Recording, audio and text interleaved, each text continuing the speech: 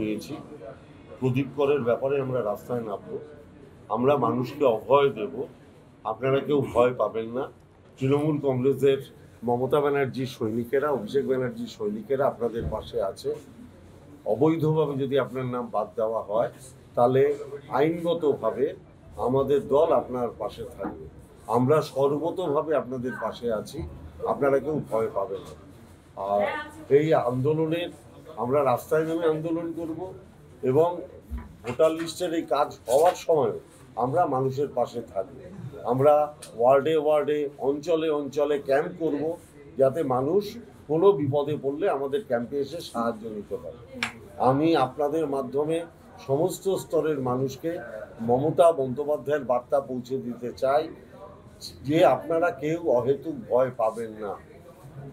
মমতা ব্যানার্জির নির্দেশে, অভিষেক বন্দ্যোপাধ্যায়ের নেতৃত্বে যেরমভাবে এনআরইজিএস প্রকল্পের টাকা আমরা আন্দোলন করে আদায় করে এনেছি, কোনো বৈধ ভোটারের নাম যদি বাদ যায়, আন্দোলন করেই তার অধিকার আমরা আদায় করে আনবো, কিংবা আদালতের মাধ্যমে তার ন্যায্য অধিকার আমরা আদায় করে আনবো। যতদিন চলবে ততদিন ক্যাম্প থাকবে। আমি আমার জেলাটা বলতে পারি, আমাদের জেলায় সব বিধানসভায়। পানিহাটিতে 6 থেকে 7 পাতা আরো সুইসাইড নোট পাওয়া গেছে, প্রদীপ করের আত্মহত্যা, আরো কয়েক পাতার সুইসাইড নোট পাওয়া গেছে প্রদীপ করের আত্মহত্যা হয়েছে। কয়েক পাতা, সেটা তো প্রশাসন বুঝতে পারবে, পুলিশ আমরা তো বলতে পারবো না, দেখিনি। আমরা পুলিশ প্রশাসন বলতে পারবে, আমি তো এটা নিয়ে আলাদা করে কিছু বলতে পারবো। ব্যারাকপুরে এক মহিলা আত্মঘাতী হয়েছে। হ্যাঁ, ব্যারাকপুরের এক মহিলা আত্মঘাতী হয়েছে, আজকে হয়েছে, আমরা খবর পেয়েছি।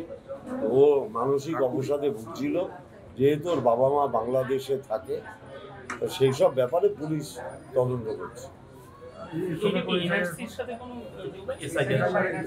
এটা নিয়ে যা বলার নিশ্চিতভাবে প্রশাসন বলবে, প্রশাসন বলার পরেই আমরা বলতে পারবো।